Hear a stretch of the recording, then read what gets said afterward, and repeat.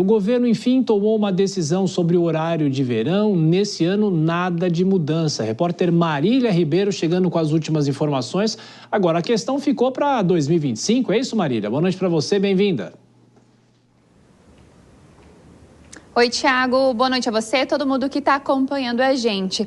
É isso, né, Thiago? Felicidades para um e felicidade para outro, mas em 2024 não teremos horário de verão. Isso foi o que disse o ministro de Minas e Energia, Alexandre Silveira. Para 2025, vai caber ainda uma avaliação que será feita pelo governo nos próximos meses. Essa decisão veio logo após inúmeras reuniões feitas com o Operador Nacional de Sistema Elétrico, o ONS. Segundo Alexandre Padilha, há um restabelecimento, mesmo que ainda modesto, na condição elétrica do país. Nós temos esse trechinho da fala do ministro para acompanhar agora. Chegamos à conclusão que não há necessidade de decretação do horário de verão para esse período, para esse verão.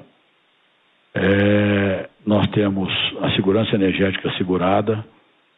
Há o início de um processo de restabelecimento ainda muito modesto, mas de restabelecimento da nossa condição hídrica. Nós temos condição de chegar, depois do verão, em condição de avaliar, sim, a volta dessa política para 2025. E quando eu faço esse parêntese, eu faço para destacar a minha defesa da política do horário de verão para o país. Pois é, né, Thiago? Ainda nesta semana, o ONS chegou a apresentar um novo projeto, um parecer, explicando do porquê adotar essa medida para 2024. Mas acontece que antes mesmo da divulgação de Alexandre Silveira, ele esteve lá no Palácio do Planalto, onde se reuniu com o presidente Luiz Inácio Lula da Silva, que foi quem deu a palavra final de não termos horário de verão em 2024. E por que esse assunto acabou entrando em discussão nesses últimos meses, Thiago? Por conta da estiagem que boa parte do país acabou passando. O próprio ONS acabou divulgando, né, pedindo que esse horário de verão pudesse retornar para poder gerar economia. Segundo o ONS, seria feita uma economia de até 400 milhões de reais em 2024 se a medida fosse adotada. É importante a gente trazer aqui que já temos 6 anos sem horário de verão. A última vez que aconteceu, que tivemos essa medida adotada aqui no Brasil foi em 2019, ainda na gestão do ex-presidente Jair Bolsonaro, que acabou extinguindo esta medida, porque, segundo ele, ele alegou que a economia gerada era pouco significante em relação a esse horário de verão, né? Que geralmente acontecia entre o mês de outubro e novembro e até fevereiro e março, pegando todo o verão ali para poder gerar uma economia para o país, onde todos nós adiantávamos 1 hora do nosso relógio. Mas isso para 2024 não deve acontecer. Em 2025 será avaliado, Thiago. Então, nesse ano não teremos o horário de verão, a volta, pelo menos ficou a decisão para 2025. Bom trabalho, Marília Ribeiro, com as informações de Brasília. Vou chamar os nossos comentaristas, Dora Kramer e o Nelson Kobayashi aqui nos estúdios. Dora, boa noite, bem-vinda, bom trabalho. De qualquer forma, é aquela decisão que precisa ser eminentemente técnica. A política não pode atrapalhar uma decisão como essa, e até o ministro deu uma estocada, falou hoje que isso não deve ser contaminado com a política e, pelo menos, ao que tudo indica, houve uma decisão técnica. Será, Dora Kramer? Boa noite, Thiago. Boa noite, Kobayashi. Boa noite a todos. Olha, pode ter tido técnica na coisa, mas o Operador Nacional do Sistema era favorável. Agora, é claro que teve política nessa história, porque senão esse assunto não ficaria na pauta 45 dias, porque não era absolutamente necessário. E a decisão final do presidente Lula, tudo indica, teve a ver com popularidade, apoio ou não da população. Há uma pesquisa, saiu semana passada, ou no início, semana passada, no final da semana passada, no Datafolha, indicando que está caindo significativamente o apoio ao horário de verão.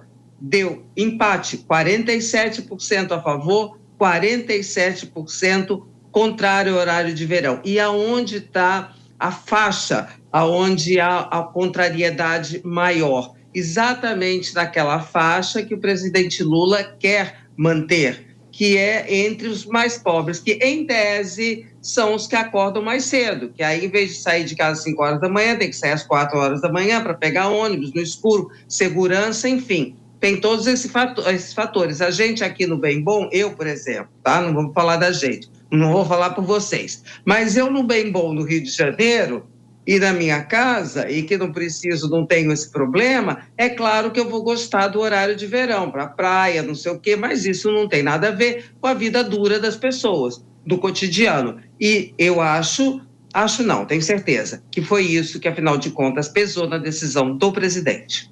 Ô Kobayashi, boa noite para você. Teve uma discussão sobre a interferência que isso teria nas eleições, né? Porque os horários estavam praticamente todos unificados. Claro, tem o fuso para alguns estados, mas as urnas abriram e fecharam no mesmo momento em todo o Brasil.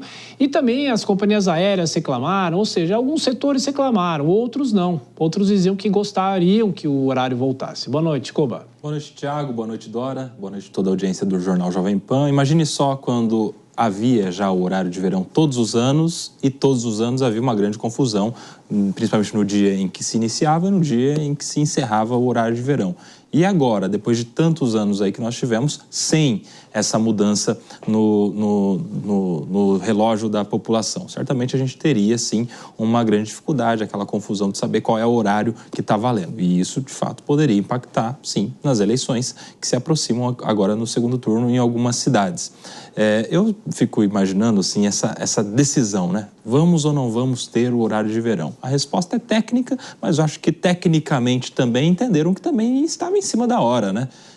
Para usar um trocadilho aqui pertinente ao horário de verão. Estava em cima da hora. Essa coisa tem que ser decidida com planejamento, com antecedência, até porque muitos outros setores dependem dessa informação para sua atividade.